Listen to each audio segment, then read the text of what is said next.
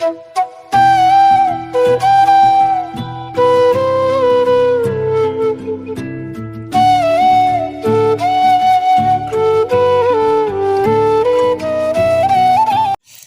वालेकुम guys, welcome to the YouTube channel Haider Talent. उम्मीद है आपको बायोमैकेनिक्स और नंबर स्पाइन वाला पार्ट 1 पसंद आया होगा और आपने लाइक भी किया होगा। और जो इस चैनल पे नए यूज़र्स हैं वो इस चैनल को सब्सक्राइब कर दें और वीडियो देखने के बाद वीडियो को लाइक भी करना और कमेंट भी करना है कि आपको वीडियो कैसी लगी। तो आए चलते हैं पार्ट 2 की तरफ। पार्ट 2 में मैं आपको बताऊंगा एबनॉर्मेलिटीज़ ऑफ लंबर स्पाइन। इसमें 3 किस्म की एबनॉर्मेलिटीज़ आती हैं। इसमें सबसे पहले है लॉर्डोसिस, फिर काइफोसिस, फिर स्कोलियोसिस। लेकिन आज के लेक्चर में मैं सिर्फ आपको बताऊंगा काइफोसिस और लॉर्डोसिस। तो चले गाइस, आए चलते हैं, देखते हैं abnormalities. Abnormal spinal curve. The four spinal curves can become distorted when the spine is habitually subjected to asymmetrical forces.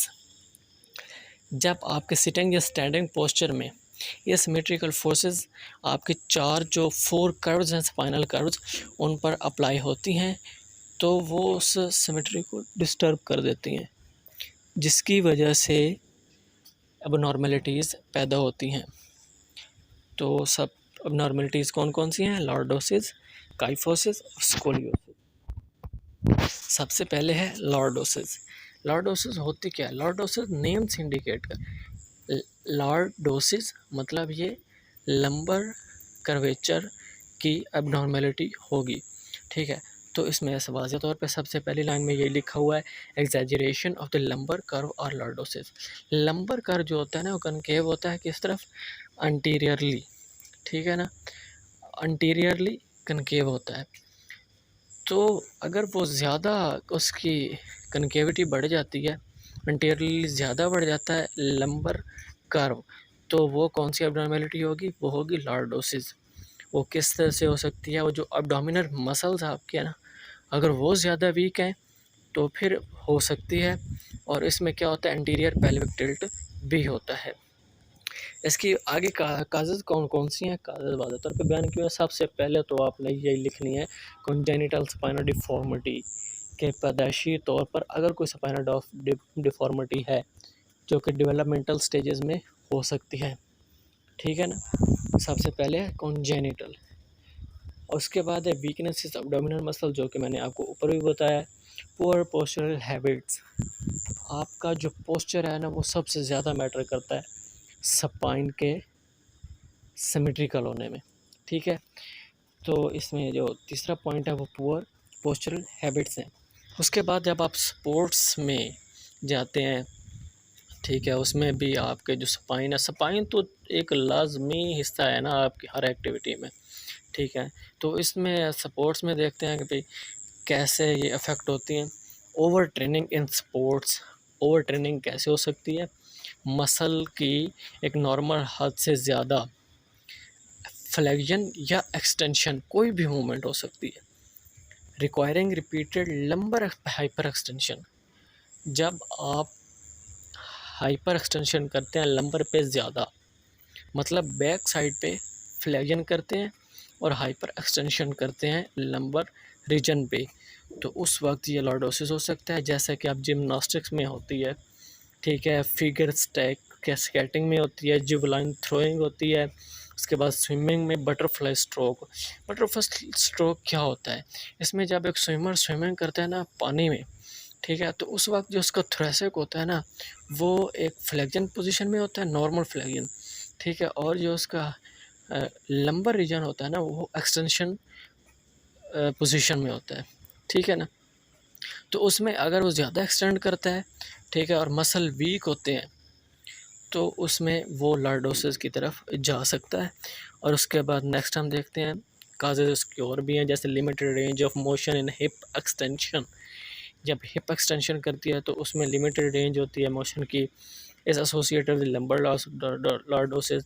उसके बाद है ओबेसिटी, मोटापा, एक मतलब ये तो उम्मुल अमराज है ना ओबेसिटी, ठीक है ना, मदर ऑफ ऑल डिजीज़। तो लॉर्डोसिस में भी ओबेसिटी का एक मतलब एक अहम काज है। ठीक है।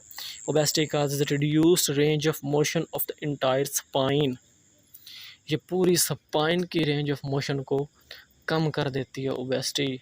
मतलब जो मोटे बंदे होते हैं वो इतनी मूवमेंट भी नहीं कर सकते होते, वो लिमिटेड रेंज ऑफ मोशन की मूवमेंट कर रहे होते हैं इतने ज़्यादा। जैसे एक स्लिम स्मार्ट बंदा जो है ना अपनी अच्छी तरह मूवमेंट्स कर रहा होता है ना फ्रीली, तो ऐसे मोटा बंदा नहीं कर सकता।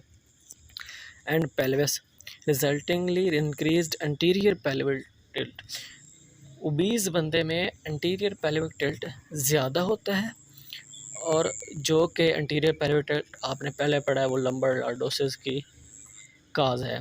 ठीक है। उसके बाद anterior pelvic tilt lordosis are greater during running than during walking, running में वॉकिंग की निस्बत ज़्यादा लंबर लॉर्डोसिस होने के खदशात होते हैं। किस वजह से? एंटीरियर पेल्विक टिल्ट की वजह से। मतलब लॉर्डोसिस में आपने एंटीरियर पेल्विक टिल्ट को अच्छी तरह याद रखना है कि एक मेन काज है इसमें। ठीक है। उसके बाद lordosis places compressive stress on the posterior elements of the spine, lordosis जो पोस्टीरियर एलिमेंट्स होते हैं ना, पोस्टीरियरली जो स्पाइन सारी पाई जाती है होती है पोस्टीरियरली है।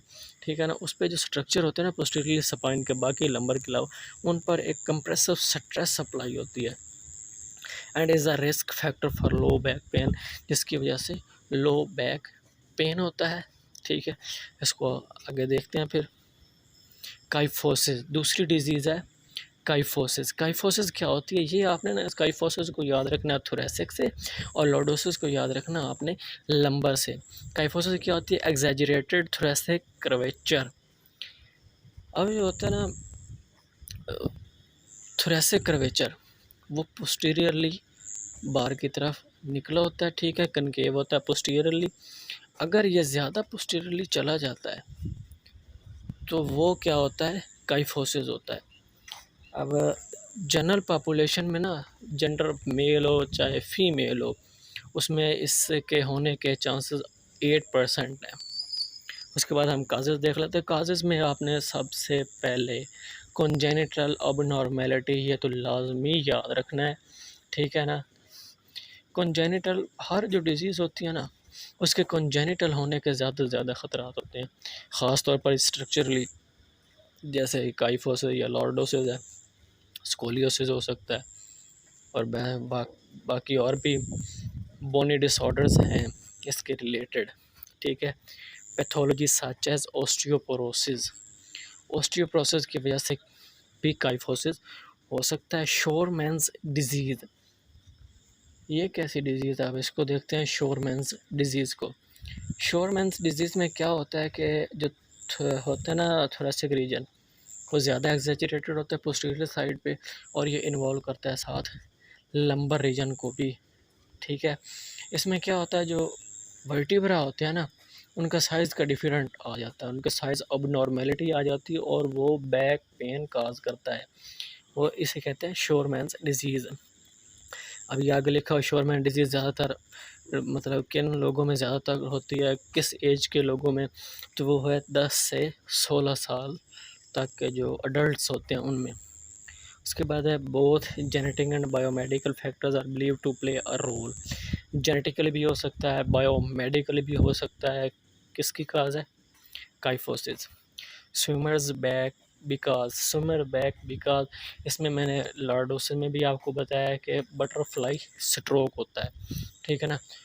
वो बटरफ्लाई स्ट्रोक पहले भी आपको बताया कि उसमें थोरेसिक रीजन जो होता है पोस्टीरियरली थोड़ा ऊपर होता है। जब एक आप देखेंगे लीनियर पोजीशन में पानी में एक स्विमर जो है ना स्विमिंग कर रहा होता है, और लॉर्डोस और उसका लंबर रीजन होता है ना वो अंटीरियरली ज़्यादा कर्व बना रहा होता है।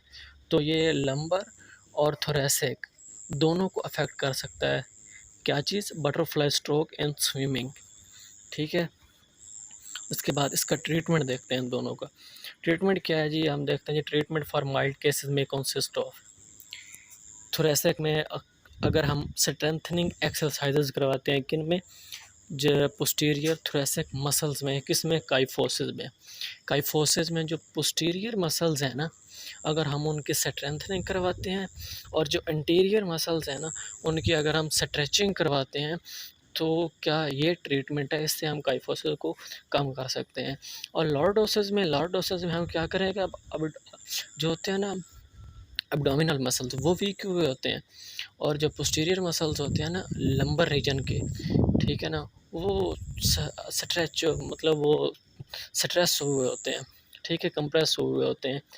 तो अगर हम स्ट्रेचिंग करवाते हैं पोस्टीरियर मसल्स और लंबर रीजन के, और अगर हम स्ट्रेंथनिंग करवाते हैं एब्डोमिनल मसल्स की, तो हम लॉर्डोसिस को भी कम कर सकते हैं। अगर उसके बावजूद अगर ये सीवियर कंडीशन में चला जाता है, काइफोसिस हो या फिर लॉर्डोसिस हो, दोनों अगर ये सीवियर केस में चले जाते हैं, तो उसमें यहाँ हम ब्रेसिंग करेंगे, ठीक है। अगर ब्रेसिंग से भी नहीं ठीक होता, तो फिर उसके बाद हम सर्जरी करवाएंगे, सर्जिकल करेक्शंस होंगी, जो लास्ट ऑप्शन है। उम्मीद है आपको ये वीडियो पसंद आई होगी, और नेक्स्ट वीडियो में हम आपको बताएंगे स्कोलियोसिस के बारे में, और इडियोपैथिक स्कोलियोसिस एक्चुअली मुकम्मल डिटेल इसकी एक लेक्चर बनता है, तो इसलिए मैं नेक्स्ट वीडियो में आपको बताऊंगा स्कोलियोसिस के बारे में। Thanks for watching. चैनल को ज़रूर सब्सक्राइब करना है, और कमेंट भी लाजमी करना है, लाइक भी करना है वीडियो को। अल्लाह हाफिज़।